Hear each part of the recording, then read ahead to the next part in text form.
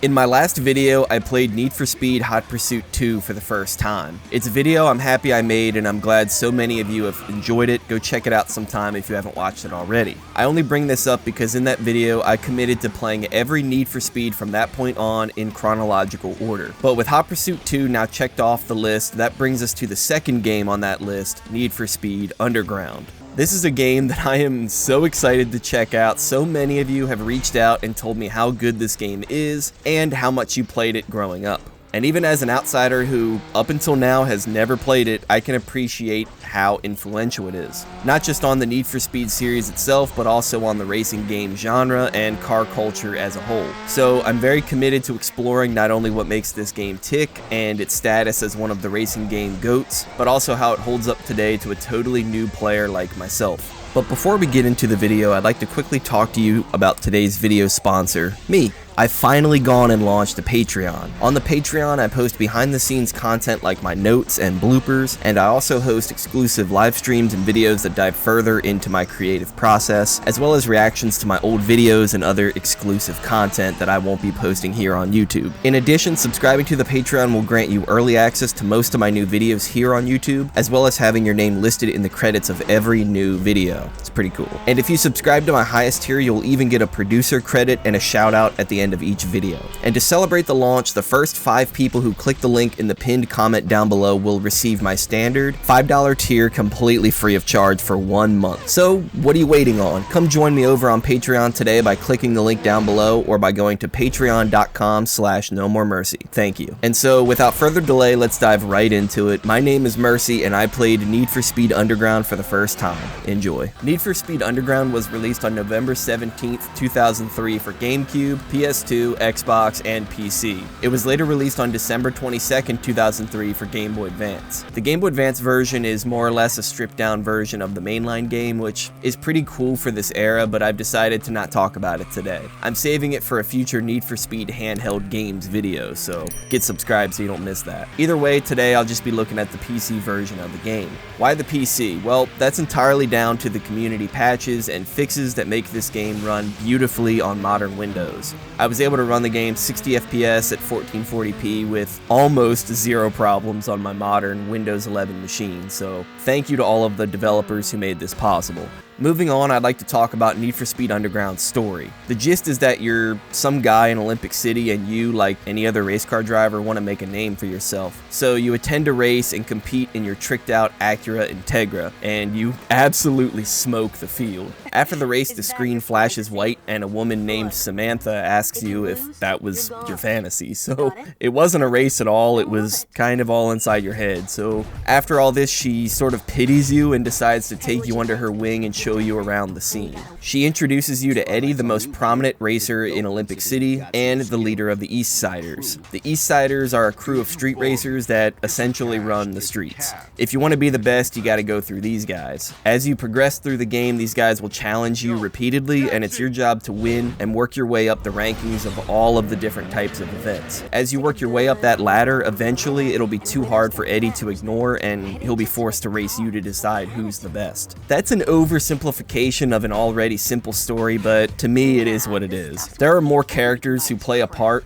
like Eddie's girlfriend Melissa, and there are more specific events that happen, but I don't want to get too caught up on this. To be honest, by about the 10th or 15th event, I was kind of just skipping through the dialogue. The game presents its story primarily through portraits and text boxes, and the characters just kind of read off their lines. I've just never really found this type of storytelling interesting or all that engaging. I'm not faulting Need for Speed Underground for this. As far as I know, this was the first Need for Speed with a narrative of any kind, but I don't think I missed much by just skipping through the dialogue to dive into the races. The story is simple and easy to follow, and in this case, I think it's pretty easy to ignore. I will say though, the few cutscenes that are in this game, they're awesome. The characters are just so damn ugly. I love the shaky camera and all of the action shots of the cars. I just wish that they were maybe a little longer and that there were more of them, but I'll take what I can get. Much like skipping the dialogue, let's go ahead and skip onto the real meat of Need for Speed Underground, the cars. Need for Speed Underground has a badass roster of cars, primarily made up of JDM tuners, but with some exceptions. The game starts you off with a choice of one of 5 different cars, each from a different manufacturer. The The Mazda Miata, Honda Civic, Peugeot 206, Volkswagen Golf, and Dodge Neon are all selectable from the start. Like I said, it's mostly JDM, but with some exceptions. Personally, I chose the Civic, but what I like about this game is that regardless of whichever car you choose, it's going to be a pretty cruddy slow car, at least at the start. This is something I really appreciate about these older racing games with story modes. You aren't just handed some god-tier high-end car from the start, or really even a mid-range one. It really does make you feel like you're starting at very little and building yourself up throughout the entire story, in terms of what car you bring to the track and your own credibility as a racer. But if you're like me, you can't commit to one car for too long. You like the variety of sights and sounds, and thankfully Need for Speed Underground has 20 different cars in total to drive. A few highlights for me were the Nissan 240SX, Toyota Supra, Mitsubishi Eclipse, and of course the final unlock in the game, the Nissan Skyline R34. Badass. Every car in this game seems to be carefully curated. There are no cars that really stick out like a sore thumb to me, at least in terms of the theme.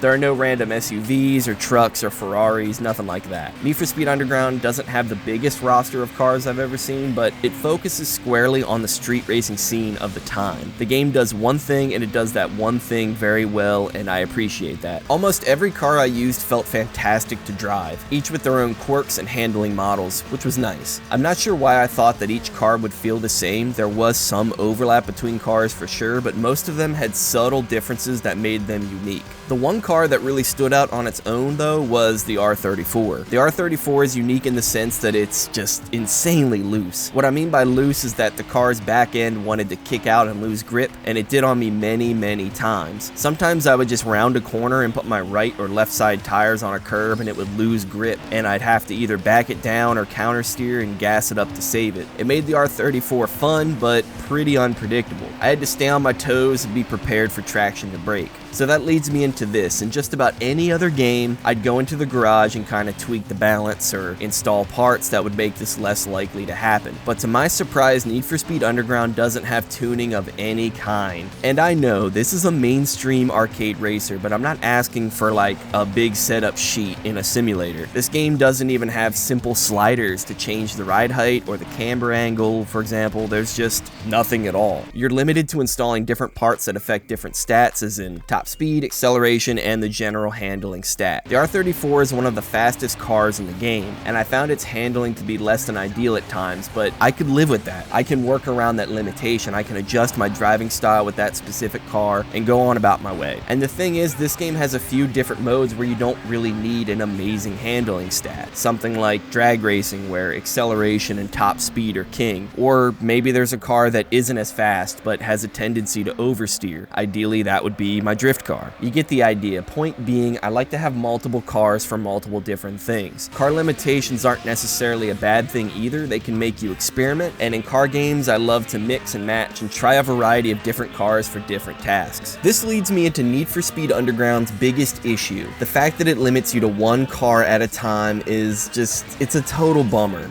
To get a new car, you have to trade in your existing one. So the way I see it is that you're kind of boxed into a corner. You need a car that suits all of these different event types, those being circuit racing, sprint racing, drag racing, and drifting. But that ends up being a car that doesn't really excel at all of them, at least not until the end game. That sort of puts me in a position of, if the car I have is suitable and I'm winning events, I'm probably not going to trade it in unless something really catches my eye. That's not to say I didn't experiment. I did buy a few cars I ended up not liking. The Hyundai Tiburon was one. I bought it because honestly, I had never heard of this car, and I figured I'd give it a go for the video. The same goes for the Subaru Impreza. It's a cool car, I just wasn't really blown away by it, and ended up trading it in for the Integra. Point being, I would have loved to have seen a garage system, where I could have kept these cars I didn't like at first, and then switch back to a car that was a proven winner, then use my winnings to improve that car I didn't really like at first. Or, if I had a car that maybe wasn't as fast anymore, I could keep it in my garage and install parts onto it to make it look cool at least. I don't know, the possibilities here are endless, and I'm just spitballing. I'm pretty bummed out about it. But let's move on and talk about the customization. I gotta say, this exceeded every every expectation I had for it. It's fantastic.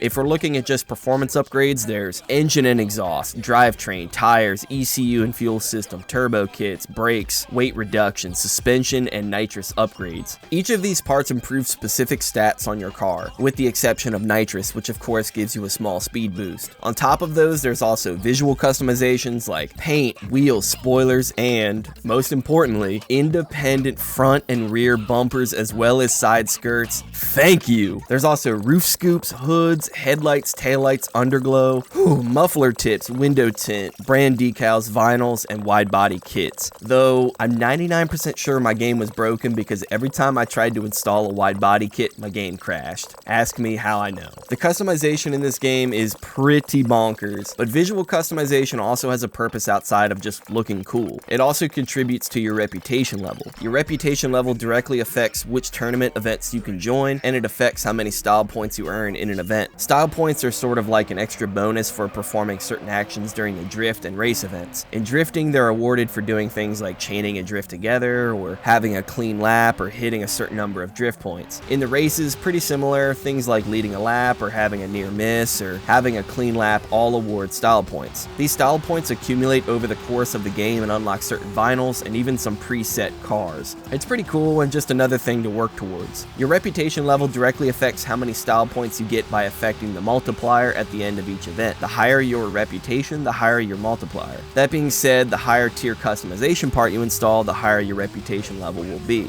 Personally, I was only ever locked out of one event because my reputation was too low during my playthrough, but your mileage there may vary. I don't really like the idea of being locked into using visual customization parts I don't want to use just to progress. For that one instance though, I swapped some different parts on, ran the event, and then immediately swapped them right back off. So, not a huge blow, but something I figured I should mention. I went into this expecting to create all kinds of cursed abominations, and I did try to make a few gaudy cars, my favorite being this red and white Mitsubishi Eclipse I put together. The problem being that as I progressed through the game and I mixed and matched parts, I ended up just loving everything I created. What can I say, I got caught up in the vibe. Making matters worse though, I especially loved seeing my creations pop up on all of the different magazine covers in the game. I like how these are dynamic too, and they show your actual car on them, with all of its different customizations. These pop up after hitting various milestones in the game, like reaching a certain position on a leaderboard or installing all level 2 parts, etc. The thing is, no matter how corny I think these magazine covers look now, I can imagine seeing these on store shelves back in the day. They fit Need for Speed Underground's vibe perfectly. Speaking of that vibe, I ended up loving the vibe and atmosphere of this game's setting. I loved the urban landscape of Olympic City. I honestly thought that I would dislike it. I generally don't like when racing games take place in one centralized location, that being like just in the city or just in the country, for example. I like variety. But seeing all of the lit up signs and skyscrapers along with different landmarks really elevated this experience for me.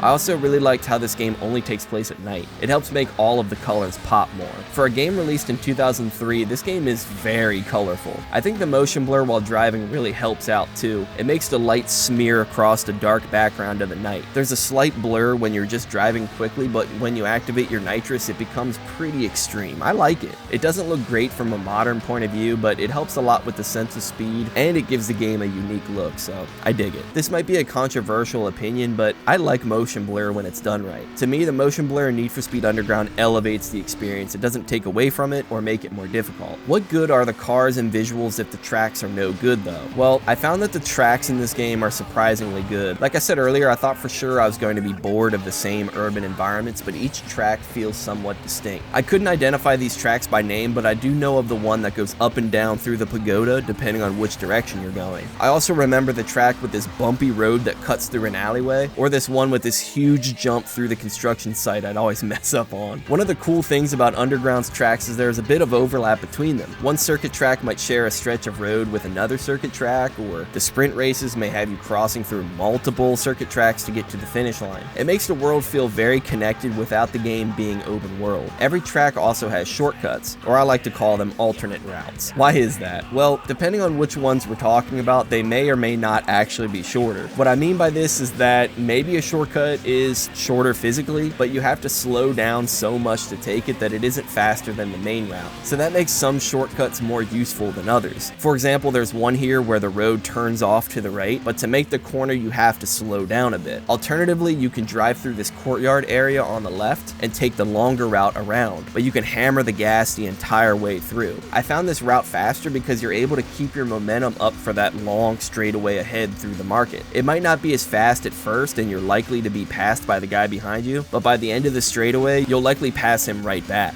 Finding the fastest, most efficient route was kind of a game in itself and absolutely necessary if you plan on beating the game on hard. Let me just get this out of the way, this game is flat out bullshit on hard. The AI must have grip hacks or something because they never make mistakes on hard. And I truly mean that, unless you yourself shove them into traffic or something, they will never make a mistake. And that in turn forces you to never make a mistake. On top of this, even if you're at the top of your game, bobbing and weaving through traffic, hitting every jump perfectly, just nailing every single mark, the rubber banding erases all of it. It's like the game gives the AI a fresh tank of nitrous or something. It is insane how fast they close in on you once you have a big lead. And look, I'm human, I make mistakes. It's a skill issue, I accept that. But I can't accept the fact that the AI never makes a mistake. Some people are into this, replaying a game or level until they're ready to toss their controller at a wall, but that's not me, at least not in this type of game. And maybe I'd like this more if they did make mistakes, if they didn't catch up to you when you're ahead. I just want the AI to feel more human-like and more fair. So I tried out normal difficulty and man, this is more so what I was looking for. The rubber banding seems to be non-existent here. There were some races where I would dominate and others where I'd be neck and neck with the leader. And the AI never seemed to pull too far ahead unless I wrecked, which in that case, I deserved to fall behind. But the big thing for me is that the AI will make mistakes on this difficulty. I can't tell you how many times I'd be in a drag race and I'd have to dodge a massive wreck that I had nothing to do with ahead of me. It adds a layer of unpredictability to every race. Am I going to dominate or am I going to struggle to hold the lead? And if I make a mistake, should I stay in the race and hope the leader makes one too, or should I just go into the menu and restart from scratch? And another thing, the difficulty can be changed mid-playthrough. Before each event, you're asked which difficulty you want to play on. So, say you're struggling with an event and you just want to move on, turn the difficulty down. Or maybe you're on a long stretch of domination, turn it back up. I like the flexibility, and for me, it leads to a more fun experience overall. Flexibility and unpredictability are two big reasons I love racing games, and I despise the racing games that don't have any. Another thing that adds unpredictability to this game are all of the ramps and jumps scattered around the tracks. And these aren't just tiny little jumps either, these are huge jumps. I love the action camera, the one that shows the car flying overhead. It's badass. It's definitely one of my favorite things that the Need for Speed games have that other racers I've played don't have. The cars in the game don't have any visual damage, so a bit of a bummer there, but it more than makes up for it with some of the most ridiculous wrecks I've ever seen in a game. They're just so exaggerated and over the top. It's almost like the car is weightless once it catches some air. There was one wreck where I hit a jump and there was a wagon underneath me, so I hit it with my front end, then clipped it with my back end, and it caused my car to flip through the air before I landed back on my wheels. But the biggest wreck I had by far was in my 240 during a drag race. You gotta see this one to believe it. Here, take a look. No! Holy fuck! Holy shit!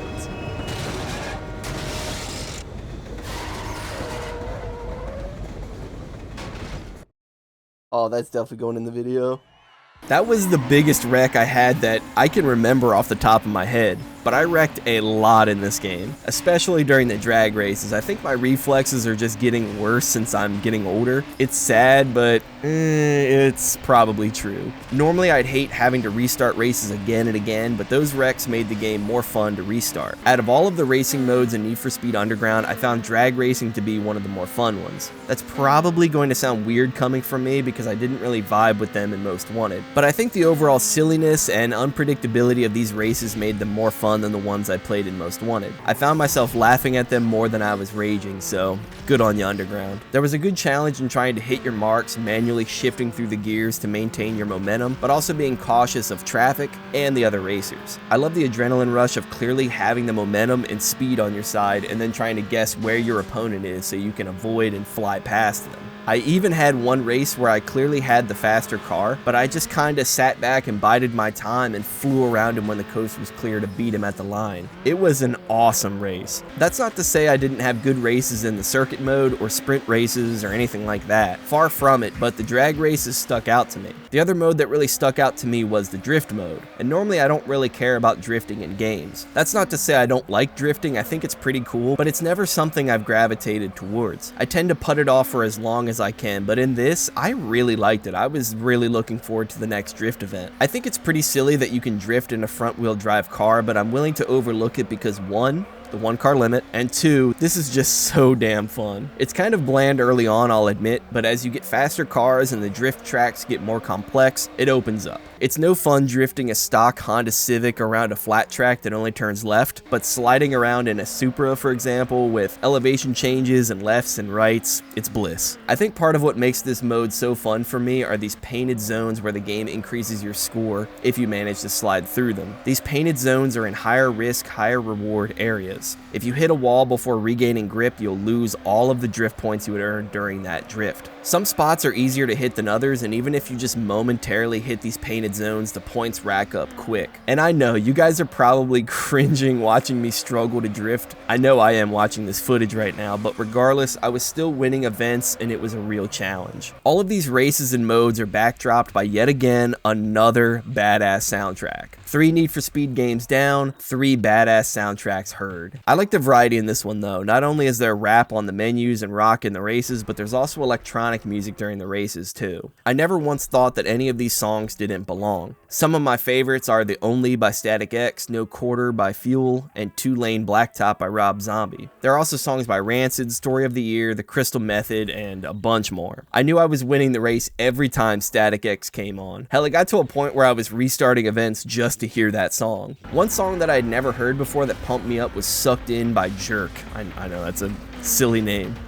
But the singer kind of sounds like a cheap Marilyn Manson, but as the guitars kick in, I don't know, it's just a badass song to race along to. I wish I could just play it for you all because I'm terrible at explaining music, but I can't. What I can do is link the playlist down below in the description if you'd like to hear it for yourself. As someone who doesn't listen to rap music, I recognized a few of these artists too, shockingly. T.I., Lil Jon, Petey Pablo, and a few others. Hearing Get Low on the menu always made me smile.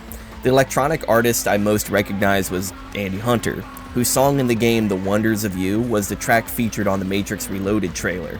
And he also had a different song on the Enter the Matrix soundtrack. Pretty cool to hear him here. I'm just instantly transported back to the early 2000s when I hear any of his music, but that sort of encapsulates this entire game. Either way, I think that just about sums up everything I have to say about Need for Speed Underground. I went into this game pretty much blind. I didn't look into it much. All I really knew is that it was a street racing game and a huge departure from the Need for Speeds that came before it. Did it live up to the hype? Well, I won't commit to saying if it did or not, but what I will say is that I had a really fun time with it. It's not one of my favorite racing games ever, but I can see why it was and why it is for so many people who played this when they were younger. I think it has an excellent selection of cars and customization options, a banger soundtrack, and a nice variety of different modes. But the 1-car limit and the lack of tuning really detract from a better experience for me. I didn't really talk about it, but I also found the game to be a bit on the long side. There are 112 events and your last car unlock happens after event 79. So there's about 33 events with no major unlocks outside of customization parts. Bummer. For me though, Need for Speed Underground is a solid game. It's definitely not perfect, but I enjoyed my time with it for the most part. Regardless of my opinion, Need for Speed Underground's influence can be felt on the series even today. That alone to me cements its legacy. But enough about me, it's time to turn it over to you. If you've played Need for Speed Underground, which cars did you use? Did you use the same one the entire game or jump around like I did? I would love to hear your responses. Thank you all so much for watching. Please like the video if you enjoyed it, and remember to subscribe for more Need for Speed First opinions. And a special thank you to my highest tier patrons CD-ROM Fossil and Arcade Racing Central, as well as all of my supporters on Patreon. Without you, this isn't possible, so thank you again for your contributions. My name is Mercy, and as always, have a good one.